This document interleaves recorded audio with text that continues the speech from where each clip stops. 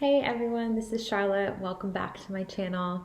Today I'm going to be sharing my birth story with you. So my little boy is about 6 months old now, and I have finally decided to share the whole story. I've shared like a post version on Instagram and Facebook that's a little bit shorter, but for anybody who is looking at tons of videos like I did when I was pregnant, I really wanted to break down the experience a little bit longer as well. So we'll start from the beginning. When I found out I was pregnant, I was so excited. It was a really big surprise for us, but a really great one. It was really exciting. We'd been saying, my husband and I, that we wanted to have kids, but we just, thought, oh, in the next few years, And so, it was finally happening, and that was really cool. I was really freaked out though about the birth. Birth has always freaked me out. I don't know why. I guess, you don't really see that many positive things about it. So like most pregnant women, I started Googling tons of things, looking into, what my options were, because as much as I was scared about the birth, I didn't just want to go in and be like, yep, I'm going to have a completely medicated birth. Just being somebody who's into yoga and feeling quite in tune with my body, I didn't feel like that really resonated with me. So I wanted to see what other things were out there. And I stumbled across hypnobirthing, which was exactly what I wanted to find when I was looking. The idea that I could have a birth that was manageable just through breath and different, natural techniques just sounded awesome to me. So my husband and I ended up doing a hypnobirthing course, which was really good. It was 2 full days, 2 Sundays, I think it was, in a row. And it was really good to have him with me because he got to understand and learn along with me, so he could understand, why I wanted what I wanted in the birth plan and really advocate for me when I wasn't able to advocate for myself. The other thing that I really liked about that is you got meditations and affirmations to use. So yeah, I felt like those were really helpful for me, just calming me down and making me feel really relaxed through my pregnancy. I probably did those meditations nearly every day, and they just made such a big difference to my state just thinking about the birth. It was really calm and reassured. So those were awesome. I also did antenatal classes and water birthing classes at the hospital. So my birth plan initially was all about, wanting to use things I had learned in the hypnobirthing class for pain relief. So breath work, acupressure points, things your partner can help you with. And then also using the water as pain relief. So the bath, the shower, and then as a last resort, using the gas. So that was my initial plan. And my pregnancy, was really great. I had, a very uncomplicated pregnancy. I was a little bit tired those first 12 weeks, but after that, I felt awesome. I was really healthy, felt great. I loved being pregnant. The only thing, I guess, was that when I had my scan at 23 weeks, they noticed that he was quite big. He was in the 95th percentile. So they just wanted to keep an eye on him. So I probably had a scan every 6 weeks after that. And same thing, every time he was in the 95th percentile, he was big. And I didn't really think too much of that, to be honest, because I'm tall. I'm about 5'8". My husband's 6'2", so it's like, well, we weren't ever really going to have a small child. I just didn't think much of it. But when I had my last scan at about 36 weeks, they started talking to me about induction. And initially I was really against it. I was like, nope, I'm not doing that. My body's making the right size baby for me. Like, that's sort of what I had in my head from doing the hypnobirthing course. But I did talk it over with family members and, different doctors at the hospital. And it was, they were all recommending that I get induced at around 38 to 39 weeks so that, his shoulders didn't get stuck, which can cause, some pretty severe complications. It took me a while to decide on that. My husband and I talked about it a lot as well. And I feel like hypnobirthing in general was so against any sort of intervention like that. And I think, I don't know why that is. I think because they don't want people to feel like they're forced into making decisions they aren't informed about. But, my realization was that after talking to the doctors at the hospital, they really did want me to have the birth that I wanted, which was a natural birth. And they thought the best chance of me being able to do that was being induced just due to the size of the baby. So I decided to go ahead with it and get induced at 39 weeks. And we had booked in to go in on a Monday to be induced. And so the first part of that is they do a balloon. They put it in you to sort of soften the cervix to start getting you dilated. So, we packed up all our bags. We went, all excited that, next time we come home, we're going to have our baby with us. And we got in, they examined me, and I was already 3 centimeters dilated. So I didn't need that first part. So they said, go home, have one more night at home, call us in the morning, and we'll get you in the morning to break your waters because you're just ready for that already. So we did that. We went home. We called the next morning, and we did go in. We went in the next morning after talking to them, but they were really busy. They had too many people actually in labor having babies, and they said it was going to be a long wait, and we only live about 15 minutes from the hospital. So they said, just go home, we'll call you when we're ready for you to come in. And I think I called a couple times that afternoon and still nothing. They were just really busy, so that was fine. We got so much done around the house, so it's good. We really got to prepare for him to come. We didn't end up going in until the next evening. So Wednesday evening we went in, and then they finally had space for us. It was a bit calmer. So we went in, got all settled in the room, and they broke my waters at about 7 p.m. And I wanted to wait a little bit after that to see if I would go into labor naturally. After the waters breaking, we probably waited around, maybe 2-3 hours, and nothing was happening. So they had to hook me up to the synthetic oxytocin, and I probably went into active labor at about 12 a.m., so midnight. And in the beginning, it was totally manageable. We were just hanging out, laying down, watching Vanderpump Rules on my laptop, really just chilling out. I could just manage them through deep breathing, and really felt like, okay, I can do this. I have this under control. Then a little bit later, a few hours later, they cranked up the oxytocin. I don't remember specifically which levels, but they really cranked it up. And that's when it got really real. So they started coming on hard and fast. And I woke my husband up because he'd been sleeping before, and I was like, okay, I need your help now. So I was laying on the bed before. I got off the bed, got on the floor, and was leaning over. I can't remember if I was leaning over the birthing ball or the bed. My husband was massaging my back, doing those acupressure points that we learned in the hypnobirthing class. And it did, don't get me wrong, it did feel good. I'm really appreciative of him for doing that.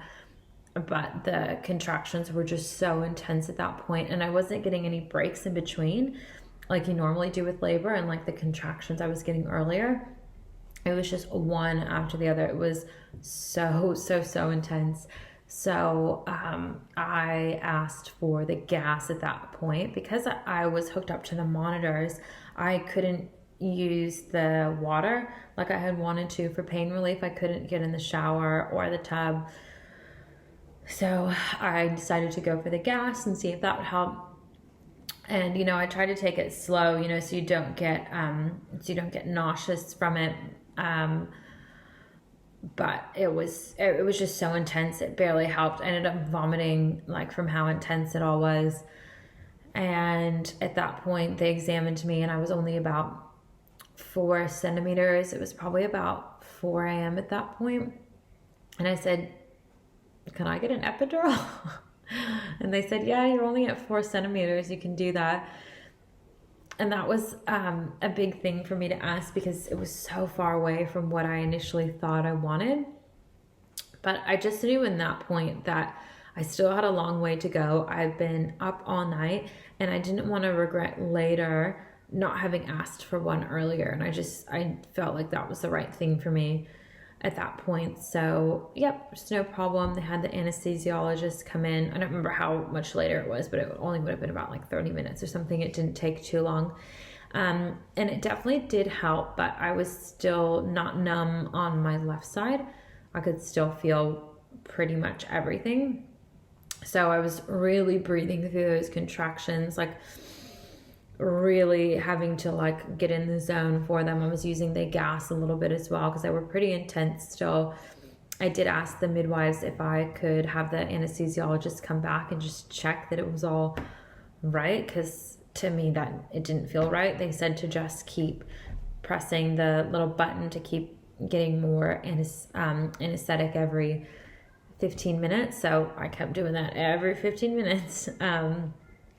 Then eventually at 7 a.m. the midwives swapped shifts and new midwives came in, and they said, they even looked at me because they were asking me questions and stuff, and I couldn't even talk to them when I was having contractions. They were still pretty intense, and they said, you have an epidural, like you should not be in this much pain still. So they did have the anesthesiologist come back, and I don't know what he did, but it was great.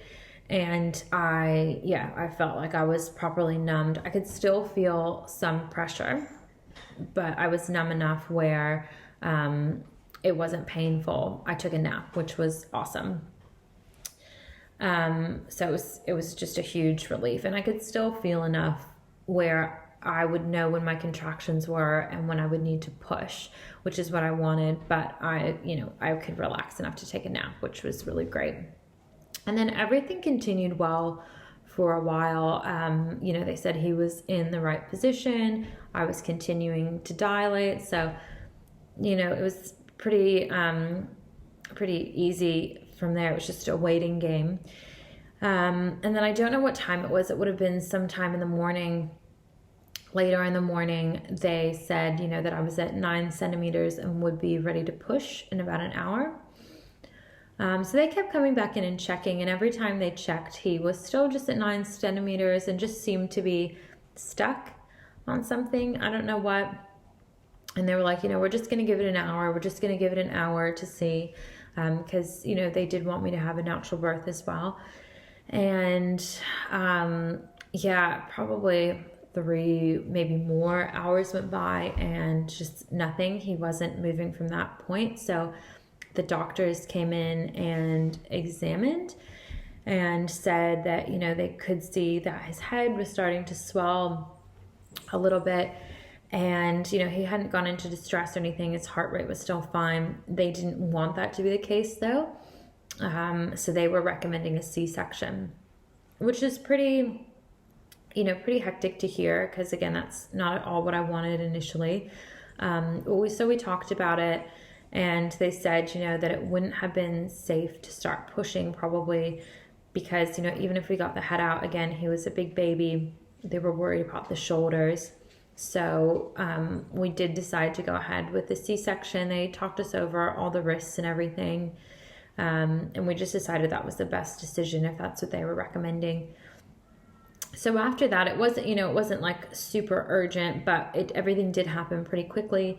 They took me in to get me ready for the surgery, so giving me more anesthetic to totally numb me, which was really the only downside. Of course, I needed to be completely numb, but it was so much that it really gave me the shakes quite badly. Like I had to bite down on something because my teeth were like rattling together. It was really intense. But, my husband got to get ready and be in there with me and hold my hand through it. I got to pick the music that was playing. I put on one of my hypnobirthing meditations, which was really cool to have, music that I associated with calming and relaxing in there.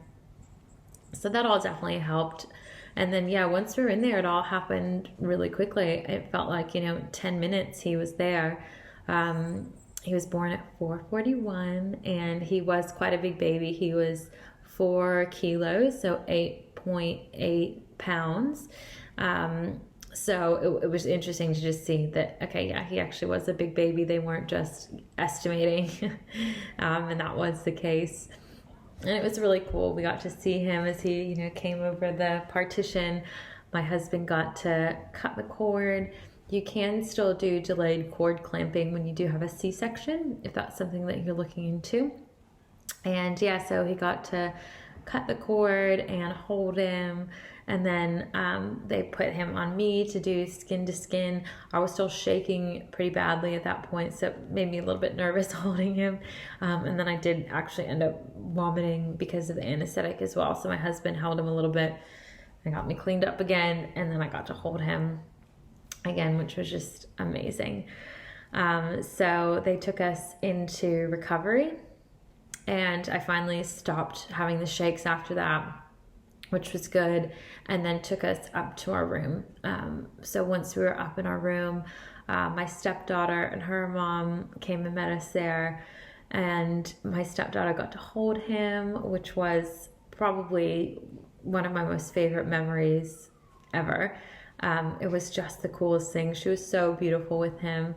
She did the cutest thing. She wore a little crop top under her little jumpsuit that she was wearing because she wanted to prepare to do skin to skin with him. I don't even know who told him about skin to skin, or who told her about skin to skin, but she came prepared for it, which just melted me. It was the cutest thing.